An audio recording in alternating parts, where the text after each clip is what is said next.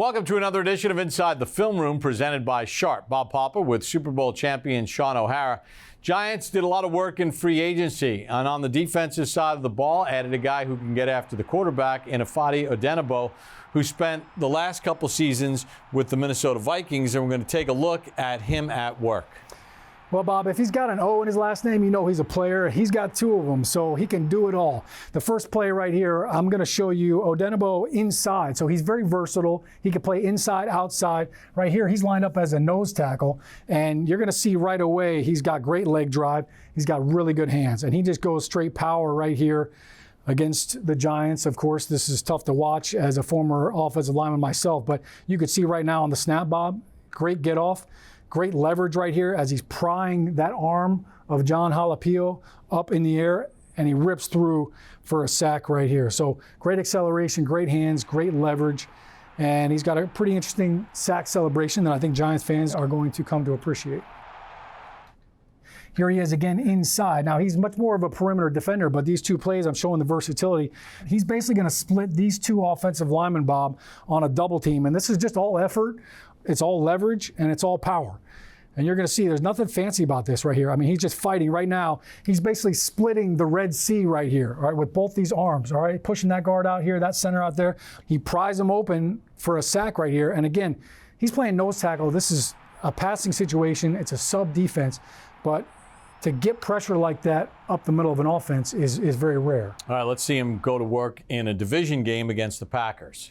Yeah, divisional game, and you're going to see now, I showed you inside, now you're going to see him outside here. And this is, again, just another example of him having that high motor, playing the play a lot longer than the offensive lineman. And really, this one's against a tight end. So you're going to see run action away right now, and this tight end is coming over here to block him. Now, he's trying to figure out what the play is, but Bob, it's just really a matter of will. Right now, you can see the acceleration. Once he recognizes it's pass, watch him with the hands. Watch how violent he is with the hands as he pushes this defender back in to Aaron Rodgers and gets this sack. Right there, hands into the chest, and he just walks him right back into the backfield. And here comes the sword right here as he stabs it into the turf. So this play right here really just shows his edge rush ability. And you're going to see him right over here just do a great job of basically running the rim, is what you call it.